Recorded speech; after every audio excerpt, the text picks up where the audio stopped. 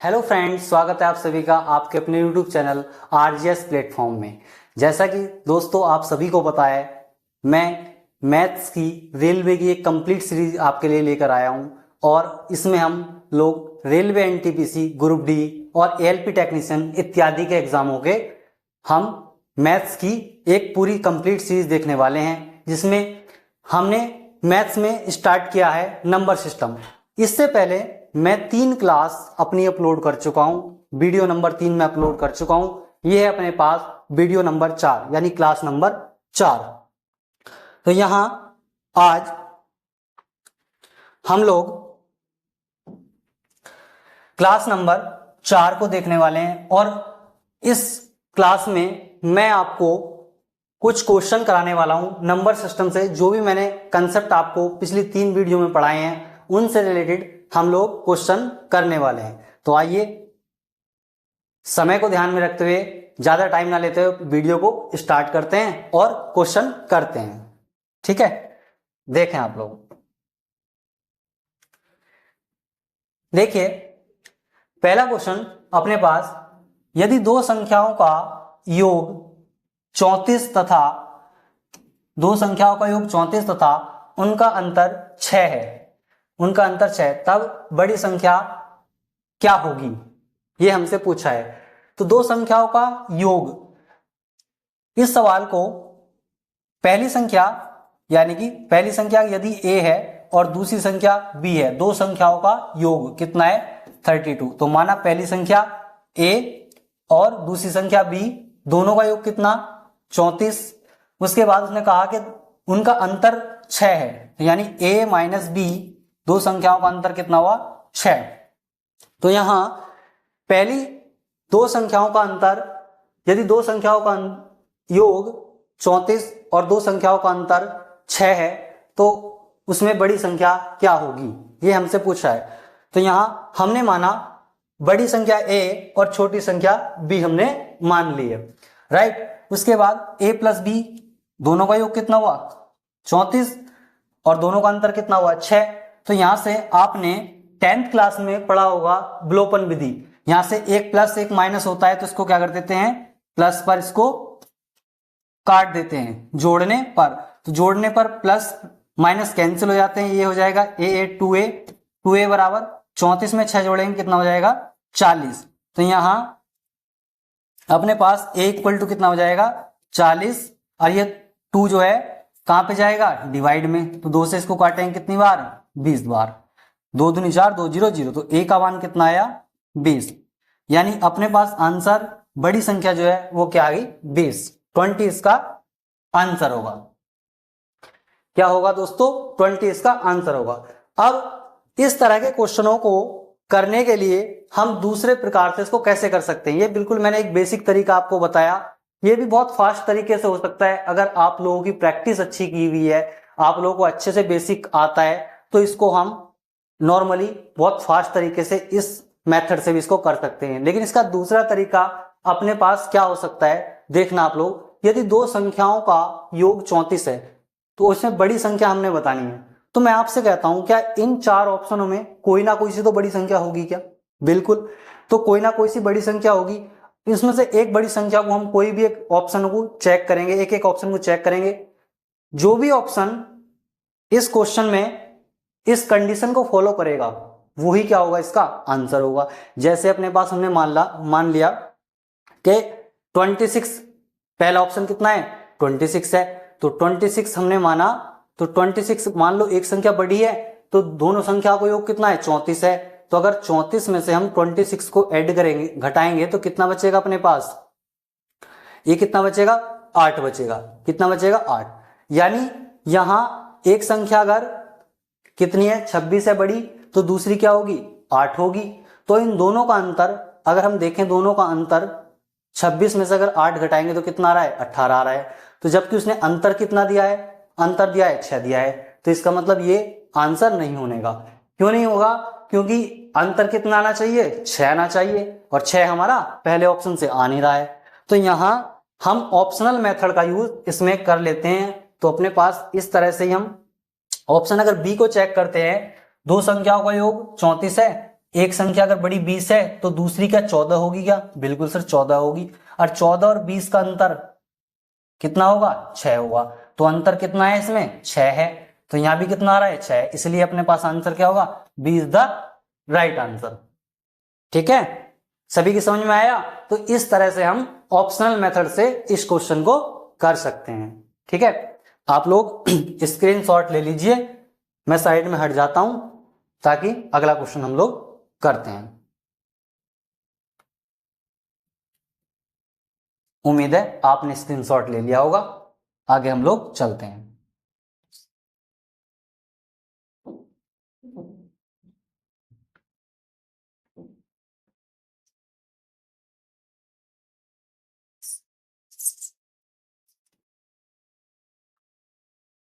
Next आप लोग देखना अगला क्वेश्चन। यहां दो संख्याओं के वर्गों का योग 74 है। दो संख्याओं के वर्गों का योग 74 है। यदि उन संख्याओं का योग 12 हो तो संख्याओं का गुणनफल ज्ञात कीजिए। तो दोनों संख्याओं का गुणनफल ज्ञात कीजिए। देखना इस प्रकार के क्वेश्चन, मान लो ए और बी दो संख्याएं हैं, उनके वर्गों का योग ए और बी यानी ए का स्क्वायर प्लस बी का स्क्वायर, दोनों के वर्गों का योग कितना दिया हुआ है? 74 दिया हुआ है। दो संख्याओं के वर्गों का योग 74 दिया हुआ है। तो यहां अब मैंने मान लिया ए, पहली संख्या ए, दूसरी संख्या बी, दोनों का वर्ग ए का स्क्वायर प्लस बी का स्क्वायर ऐड कर देंगे ना, क्योंकि बोला है कि दोनों के वर्गों का योग, योग का मतलब प्लस, दोनों को ऐड करेंगे तो कितना दिया हुआ है? 74 दिया हुआ है। यहां यदि उन संख्याओं का योग, केवल संख्याओं का योग यानी a प्लस बी, पहली संख्या और दूसरी संख्या का योग कितना है? 12 है। तो यहां इन संख्याओं का गुणनफल हमें बताना है। तो आपने एक फॉर्मूला पढ़ा होगा a प्लस बी का होल स्क्वायर। क्या होता है? a का स्क्वायर प्लस b का square plus 2ab, A square plus B square plus 2ab, सभी ने पढ़ा होगा। तो यहां a प्लस बी का मान कितना दिया हुआ है? 12 दिया हुआ है। तो 12 का क्या कर देंगे? स्क्वायर कर देंगे। और यहां देखो a plus B, a plus B, a plus B का मान कितना है? a प्लस बी का मान 12 है, तो 12 का स्क्वायर किया। यहां ए स्क्वायर प्लस बी स्क्वायर का क्वेश्चन में वैल्यू कितनी दी हुई है? 74 दी हुई है। तो 74 यहां a प्लस बी की स्थान पर हम क्या कर देंगे? रख देंगे 74 प्लस 2ab, ये ऐसे ही रहेगा। यहां 12 का स्क्वायर क्या सभी को याद होगा? 144। कितना होता है? 144 is equal to 74 plus 2ab। अब हमें मान निकालना है गुणनफल, यानी ए बी का मान निकालना है, a इंटू बी। तो 74 को इधर ले आएंगे तो कितना, क्या इतना तो घटा ही सकते हो क्या? 144 माइनस 74 बराबर 2ab। तो यहां 4 में से 4 घटाएंगे 0 बचेगा, 14 में से 7 जाएंगे कितना बचेगा? 7 बचेगा। तो यहां बराबर आ गया 2ab। यहां से ab का मान निकालना है, गुणनफल ab बराबर कितना आ जाएगा? इसको 2 से कट कर देंगे तो कितना हो जाएगा? 35। यानी दो संख्याओं का गुणनफल हमें कितना मिला देखने को? 35। तो option C, option C is the right answer. ठीक है, option C is the right answer. मैं वापस से फिर समझा देता हूं एक बार। दो संख्याओं के वर्गों का योग, तो हमने दो संख्या a और b मान ली, तो उनके वर्गों का योग a का स्क्वायर प्लस b का स्क्वायर, दोनों को ऐड किया, कितना है? 74 है। उसने कहा है आगे यदि दो उन संख्याओं का योग, तो जो हमने संख्याएं मानी है a प्लस बी, उनको क्या कर लेंगे? ऐड कर लेंगे। वो कितना दिया है उसने? 12 दिया है। ठीक है, तो यहां हमने एक फॉर्मूला होता है, चूंकि आपको इसको याद रखना है, a प्लस बी का होल स्क्वायर, a का स्क्वायर प्लस b का स्क्वायर प्लस 2ab। यहां से a प्लस बी कितना है? 12 है, तो 12 का स्क्वायर करेंगे, 74 यहां प्लस 2ab। ठीक है, आगे 144 माइनस 74 इधर जाके माइनस हो जाएगा, ये इसमें से लेस करेंगे तो 70 बचेगा। 2ab यहां 2 से इसको डिवाइड करेंगे, 2 इसके अपॉन में जाएगा ना, ए बी है तो 2 इसके अपॉन में जाएगा, तो ये डायरेक्ट इसको मैंने कर दिया है, कितना आ जाएगा? 35। तो आंसर क्या होगा? Option number C is the right answer. ठीक है ना। चलिए आगे आप लोग देखिए नेक्स्ट क्वेश्चन। नेक्स्ट क्वेश्चन में कहा है कि दो संख्याओं का गुणनफल एवं अंतर क्रमशः 51 व 14 है, तो उनके व्यक्तक्रमों का अंतर ज्ञात कीजिए। देखो दो संख्याओं के गुणनफल, फिर से हम हमेशा संख्या x और y भी आप लोग मान सकते हो, जरूरी नहीं x और y भी आप लोग मान सकते हो। यहां पहली संख्या अगर हम a मानते हैं, पहली संख्या a, तो दो संख्याओं का गुणनफल, पहली संख्या a दूसरी b, इन दोनों का गुणनफल कितना दिया हुआ है? 51 दिया हुआ है। क्रम से गुणनफल की बात की पहले तो 51 होगा, अंतर की बात की यानी a माइनस बी कितना दिया हुआ है? 14 दिया हुआ है। उन्हें बोला व्यक्तक्रम का योग बताइए, तो यहां संख्याओं के व्यक्तक्रम यानी 1/b माइनस 1/a, इनके व्यक्तक्रमों का अंतर, तो यहां से इसका एलसीएम हम लोग लेंगे तो कितना आ जाएगा? ए बी आ जाएगा। तो a की दर गुणा करेंगे और b की दर, तो a माइनस बी कितना आ जाएगा? a minus B. तो a माइनस बी कितना दिया हुआ है? a माइनस बी, यहां a माइनस बी जो दिया हुआ है वो कितना दिया हुआ है? a माइनस बी, एक सेकेंड, यहां a माइनस बी 14 है, तो यहां कितना रखेंगे? 14 बटे ए बी का मान कितना दिया है? गुणनफल 51, तो यहां आ जाएगा 51। तो ये इसके व्यक्तक्रमों का योग होगा, यही अपने पास आंसर होगा। याद रखना, इस प्रकार के सवाल में ज्यादा दिमाग लगाने की जरूरत है नहीं है। गुणनफल उसने क्वेश्चन में दिया हुआ है तो a इंटू बी कर देंगे, कितना? 51, a माइनस बी दिया हुआ है कितना? 14, ठीक है। यहां इनके इन संख्याओं का उल्टा, व्यक्तक्रम का मतलब होता है कोई भी अपने पास नंबर होता है तो उसका क्या करेंगे? उल्टा कर दिया करेंगे। तो जैसे कि a का उल्टा किया हमने 1/a, b का उल्टा किया 1/b। इन दोनों का अंतर हमसे पूछा है, क्या पूछा है? अंतर पूछा है। तो अंतर में 1/b माइनस 1/a, दोनों का एलसीएम लेंगे, b का और a का कितना हो जाएगा? ab, a का इधर इंटू करेंगे a, b का इधर इंटू करेंगे b, तो a माइनस बी क्वेश्चन में गिवन है। अंतर उसका कितना? 14 दिया हुआ है। कितना दिया हुआ है? 14 दिया हुआ है। तो हमसे पूछा है व्यक्तक्रमों का अंतर, तो यहाँ ए बी कितना है? 51, तो 14 बटे कितना हो जाएगा? 51। तो कौन सा ऑप्शन मैच होगा? Option number D is the right answer, ठीक है। सभी की समझ में आया है? तो यहां आप लोग इस सवाल को ऐसे कर सकते हैं। मैं आप लोगों के लिए एक जानकारी दे दूं, यहां बता दूं आपको कि आप लोग एक बार लग सकता है ऐसा कि सर ये तो काफी टाइम ले रहे हो क्वेश्चनों करने में, या इतनी फास्ट हम लोग कैसे करेंगे। तो आप लोग जब इन क्वेश्चनों को प्रैक्टिस में लोगे, आप लोग एक बार रिवीजन करोगे, चीजों को अच्छे से जानोगे, समझोगे, तो यही क्वेश्चन बहुत फास्ट तरीके से होंगे। आप लोग रिवीजन करोगे, प्रैक्टिस में चीजों को लोगे, तो ये क्वेश्चन अपने आप में बहुत फास्ट होंगे। आप लोग देखना इसको, ठीक है। नेक्स्ट हम लोग देख रहे हैं क्वेश्चन नंबर आगे। कह रहा है कि प्रथम 50 विषम प्राकृतिक संख्याओं का योग क्या है? प्रथम 50 विषम प्राकृतिक संख्याओं का योग। अब मैंने आपको बताया था कि प्रथम n संख्याओं, क्या याद है क्या कल की क्लास आपको? इससे पहले वाली वीडियो में मैंने आपको बताया है,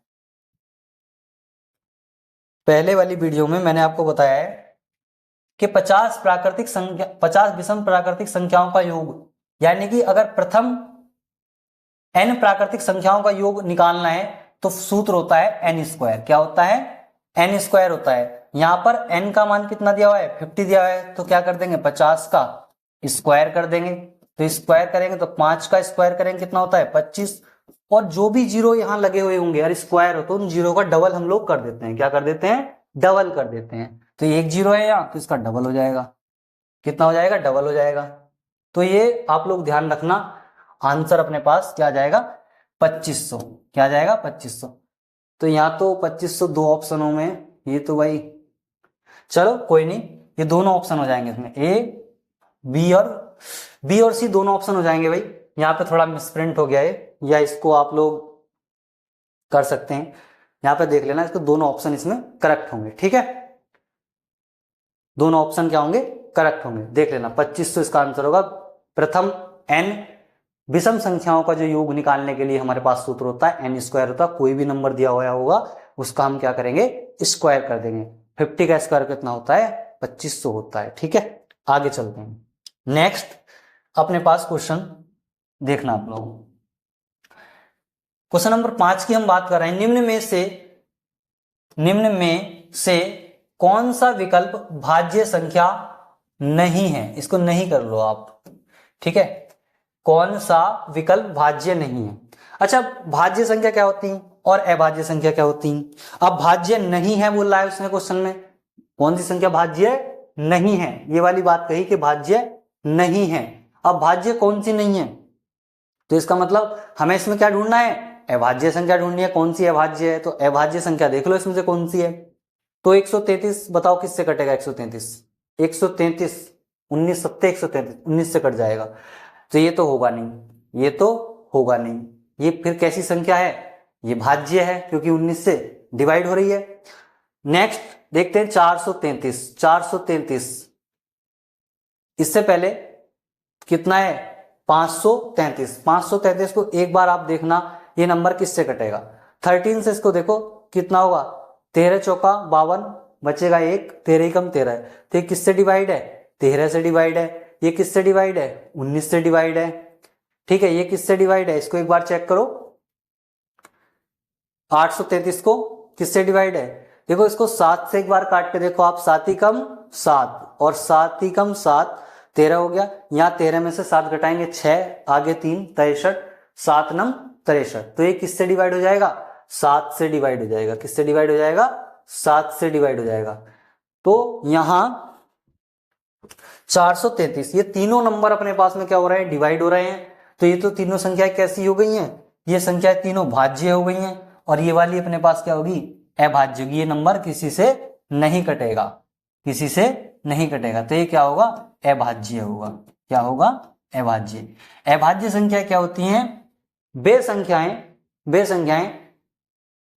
जो स्वयं अथवा एक से कटती हूं, स्वयं अथवा एक से कटती हूं, या जिनके जिनका गुणनखंड नहीं होता है। अभाज्य संख्या का गुणनखंड नहीं होते हैं, ठीक है। तो वे क्या होती है? अभाज्य संख्या होती है, प्राइम नंबर होते हैं, राइट, ठीक है। नेक्स्ट क्वेश्चन आप लोग देखना। यहां क्वेश्चन अपने पास एक सीरीज दी हुई है। इस प्रकार का क्वेश्चन मैंने आपको कराया भी है, कल की क्लास में मैंने इस प्रकार का क्वेश्चन आपको कराया है। कैसे? यहां क्वेश्चन में दिया हुआ है श्रेणी 1 + 2 + 3 + ... 998, 999 और 1000 का योग हमें बताना है। तो क्या आपको याद है कि मैंने बताया था आपको, जो संख्या लगातार n टर्म तक चलती उनके लिए एक फॉर्मूला बताया। ये 1000 तक चल रही, 1 से लेके 1000 तक चल रही हैं, तो n लगातार प्राकृत संख्याओं का योग क्या होता है? n × n + 1/2। यहां n का मान कितना है? ये 1 से 1000 तक चल रही है ना, तो n का मान कितना है? 1000। तो यहां क्या रखोगे आप? 1000। तो 1000 × n + 1 यानी कितना हो जाएगा? ये 1001 डिवाइड बाई 2। इसको 2 से डिवाइड करेंगे कितनी बार जाएगा? 500 बार। तो 500 का इंटू किस में करेंगे? 1001 में करेंगे, तो कितना आ जाएगा? ये आ जाएगा आपका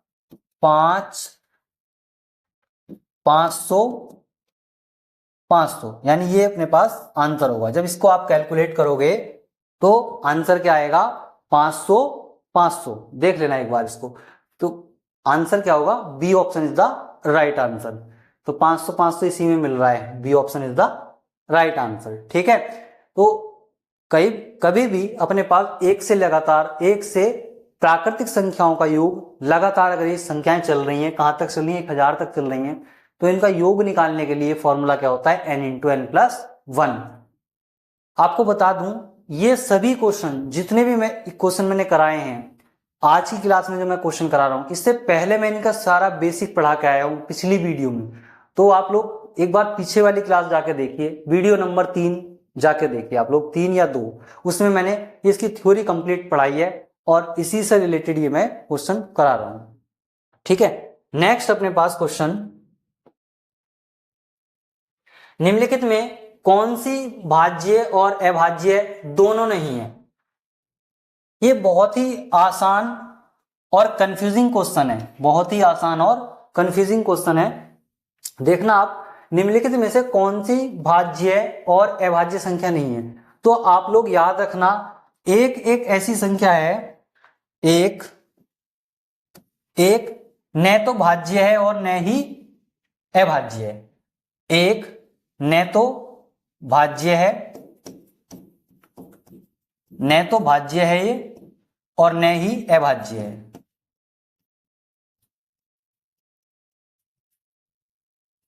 न ही अभाज्य है। एक जो संख्या अपने पास दी हुई है ये ना तो भाज्य होती है और न ही अभाज्य होती है।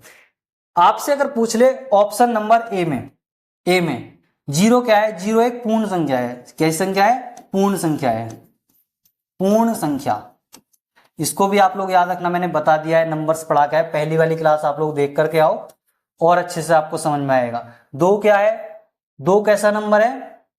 दो आपका सबसे छोटी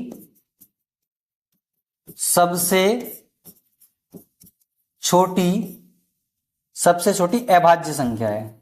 कैसी संख्या है? सबसे छोटी अभाज्य संख्या। सबसे छोटी अभाज्य संख्या क्या है? दो है। तीन क्या है आपका? तीन है सबसे छोटी विषम अभाज्य संख्या। सबसे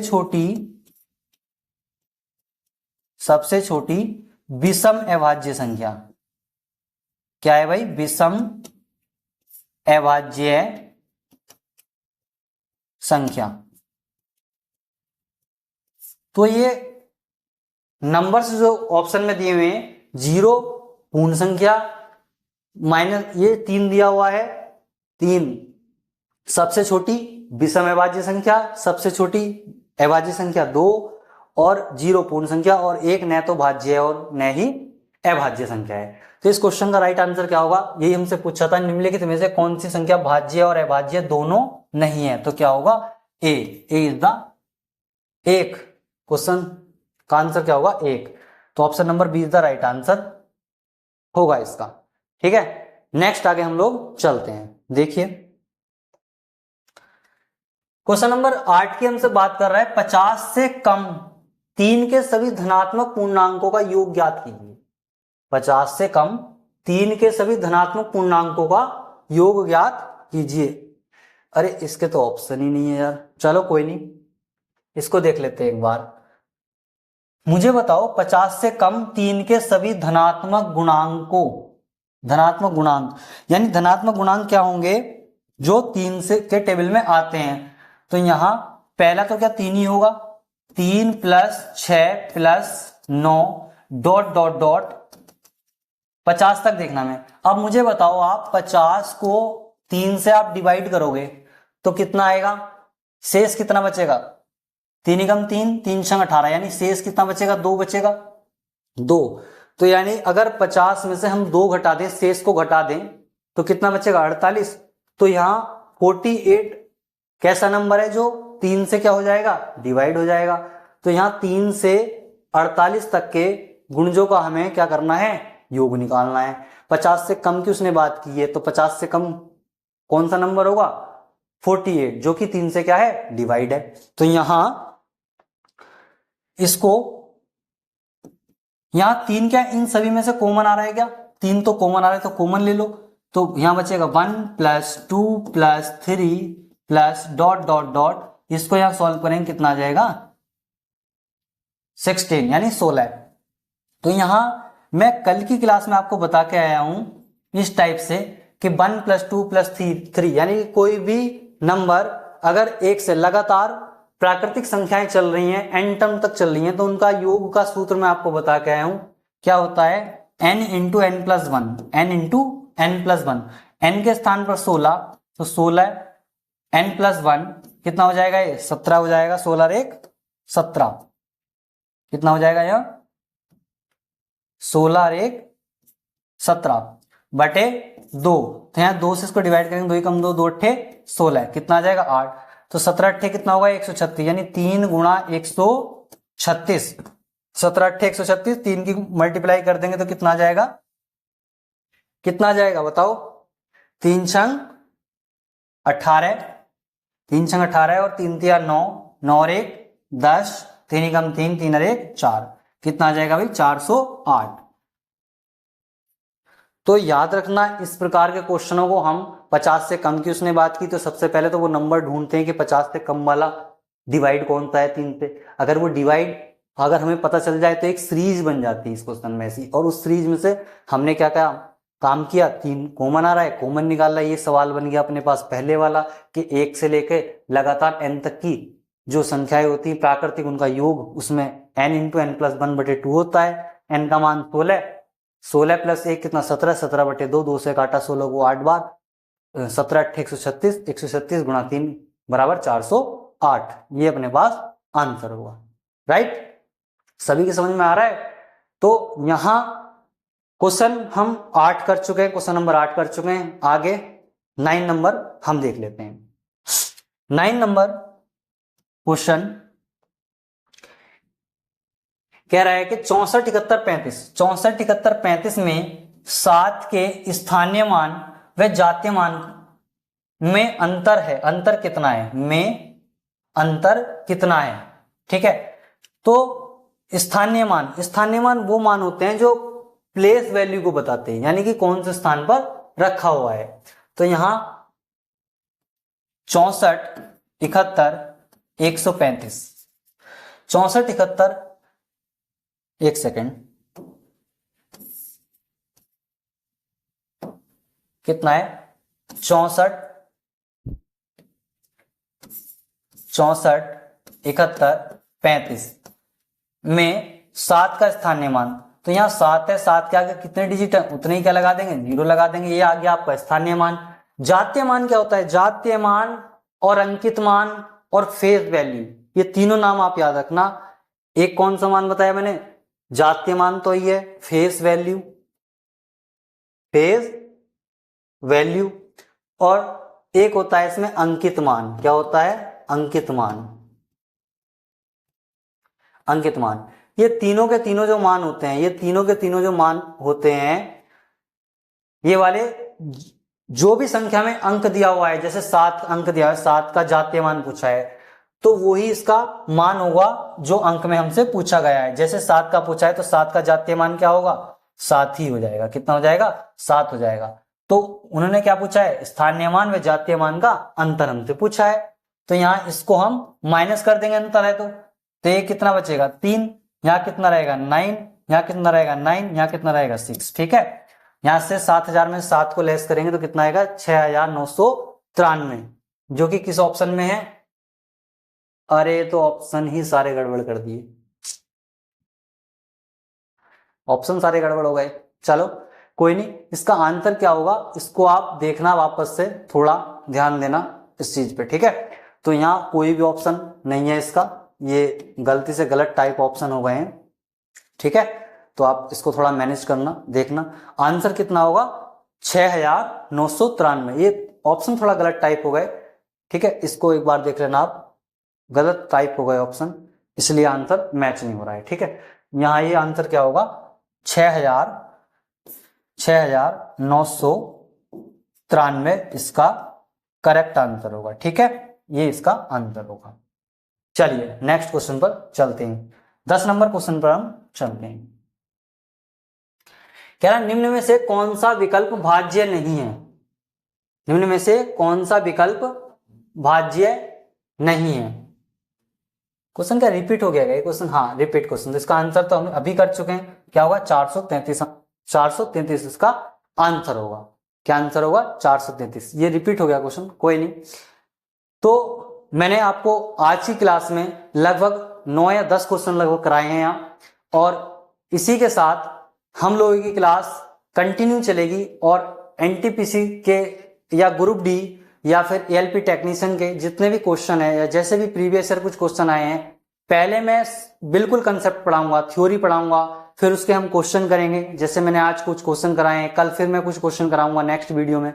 तो आप इनको एक कंप्लीट सीरीज देखना, आपको एक बेसिक से पूरा मैथ समझ में आने लग जाएगा। ठीक है, तो जो बच्चे चैनल पर नए हैं चैनल को सब्सक्राइब करें और कमेंट करें। वीडियो अच्छी लगी तो वीडियो को लाइक करें और पढ़ाई आप लोग करते रहें। इसी के साथ thank you, bye bye, take care.